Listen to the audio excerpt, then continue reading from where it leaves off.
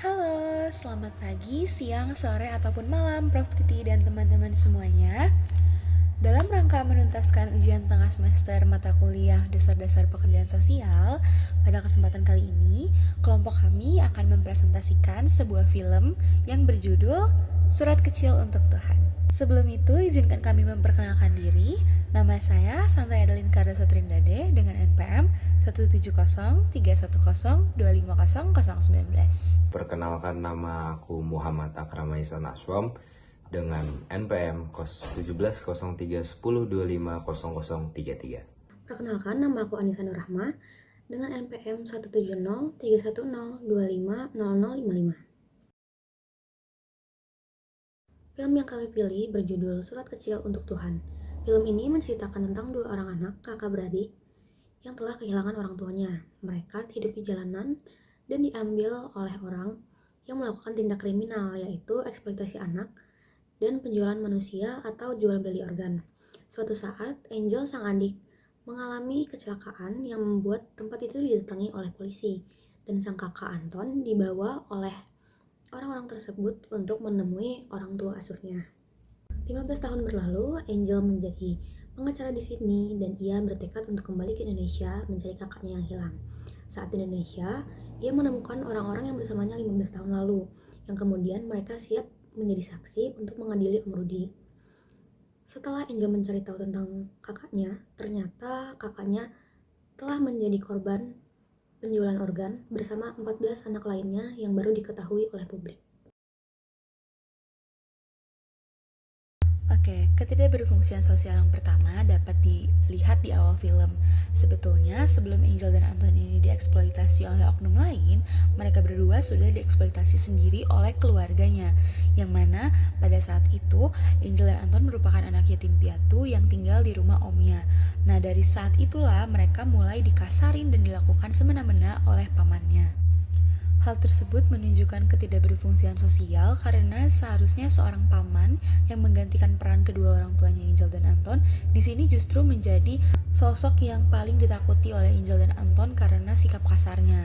Yang mana seharusnya paman itu dapat menjadi wali dari orang tuanya Angel dan Anton, namun di sini tidak berfungsi dengan baik. Lalu ketidakberfungsian sosial yang kedua terjadi saat Angel dan Anton sudah keluar dari rumah, di mana mereka ditampung oleh segerombol bapak-bapak yang juga hidup di jalanan, dan mereka dipekerjakan dengan harus menyetorkan sejumlah uang yang sudah ditargetkan. Dan apabila setoran tersebut kurang, anak-anak di sana, bukan hanya Angel dan Anton, itu akan disiksa lebih lagi, seperti ditempel setrikaan, lalu juga ditempelkan besi panas, bahkan kepala mereka akan ditenggelamkan ke dalam toren. Lalu banyak dari anak-anak di tempat ini, termasuk pemeran Anton, yang diiming-imingi akan dijemput oleh orang tua asuh. Sedangkan pada kenyataannya mereka dibawa ke sebuah gudang tua, lalu mereka dibius dan organ tubuh mereka diambil lalu diperjualbelikan. Hal ini juga menunjukkan kurangnya peran pemerintah dan lembaga-lembaga sosial dalam mengatasi tuntas hal-hal seperti ini. Pemerintah kurang menjalankan perannya sehingga masih banyak perdagangan organ seperti ini yang mengelabuhi pemerintah dan dapat lolos begitu saja di Indonesia. Yang paling terdampak dari ketidakberfungsian sosial tersebut adalah anak-anak yang menjadi korban. Namun, orang yang terlibat di dalamnya juga mengalami dampaknya, seperti trauma yang mendalam. Apalagi anak-anak tersebut, mereka tidak mendapatkan hak-hak yang seharusnya mereka dapatkan, seperti hak untuk belajar, hak untuk bermain, hak untuk berpartisipasi, dan yang paling penting adalah mereka bahkan tidak mendapatkan hak untuk kesehatan. Namun, di balik semua ketidakberfungsian sosial yang ada dalam film ini, ternyata masih ada keberfungsian dan kekuatan sosial yang terjadi. Yang pertama, pemeran Angel yang masih melanjutkan hidupnya sampai ia menjadi seorang yang sukses dalam bidang hukum, yang akhirnya ia bertekad untuk kembali ke Indonesia dan menuntaskan seluruh hal yang sudah terjadi padanya di beberapa waktu sebelumnya. Hal ini menunjukkan bahwa ia tidak patah semangat dengan apa yang sudah terjadi dan terus menjunjung tinggi keadilan. Lalu yang kedua adalah pemeran Kang Asep, salah satu tangan kanan dari Om Rudy yang menjadi bos besar eksploitasi anak ini. Pada akhirnya setelah bertemu dengan Angel yang sudah dewasa, ia mau menyerahkan dirinya ke pengadilan sebagai saksi dan menerima hukuman juga atas perbuatan yang sudah ia buat. Hal ini menunjukkan keberfungsian sosial di mana ia mau mempertanggungjawabkan hal yang sudah ia buat dan juga ia mau untuk membela kebenaran yang ada di dalam lingkungan masyarakat. Para pekerja sosial yang ada di film ini turut membantu proses mengadili Om Rudy, yaitu pelaku tindak kriminal. Angel yang mencari tahu tentang Om Rudy di jalanan kepada anak-anak yang sekiranya menjadi korban eksploitasi anak, mencari saksi, dan juga membantu proses hukum yang adil.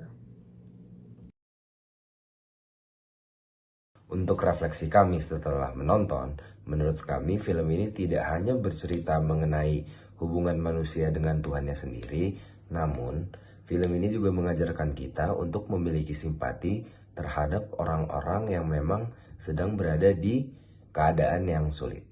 Menurut kami, film ini juga sangat terikat dengan pekerjaan sosial. Mengapa?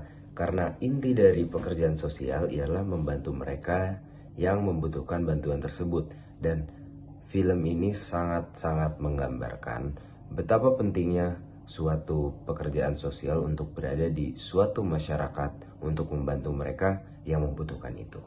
Lalu apa keterkaitannya dengan pekerja sosial? Nah, kurang lebih sama seperti pekerjaan sosial. Pekerjaan sosial membutuhkan sumber daya manusia yang disebut pekerja sosial. Merekalah yang turun ke lapangan, merekalah yang membantu mereka yang sedang ada di keadaan yang sulit. Nah, film ini menggambarkan betapa krusialnya kehadiran seorang pekerja sosial di suatu masyarakat. Saat masyarakat itu banyak yang merasa kesulitan atau sedang berada di keadaan yang sulit gitu kan.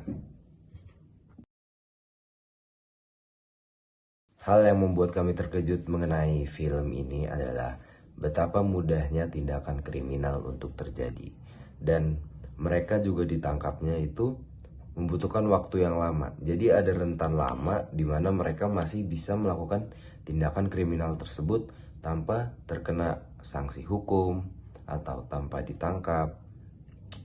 Dan mereka ya membutuhkan waktu yang lama untuk ditangkap gitu ya. Ternyata dari film ini juga dapat dilihat realitasnya di Indonesia. Menurut data dari databox.katadata.co.id, sampai tahun 2022 terdapat 12.000 organ manusia yang diperdagangkan secara ilegal setiap tahunnya. Lalu menurut portal.comdigi.go.id, 1,45 juta kasus eksploitasi anak juga terjadi di Indonesia. Namun kami yakin pasti masih banyak kasus eksploitasi anak dan juga perdagangan organ manusia yang belum terungkap. Karena berkaca dari film Surat Kecil Untuk Tuhan ini, butuh bertahun-tahun untuk akhirnya hal tersebut dapat diungkapkan oleh salah satu korban. Maka dari itu, pasti di Indonesia juga masih banyak di sisi-sisi belahan Indonesia lain yang belum terungkap kasusnya. Sekian presentasi mengenai hasil diskusi kami. Bila ada kesalahan dan kekurangan, kami mohon maaf. Terima kasih.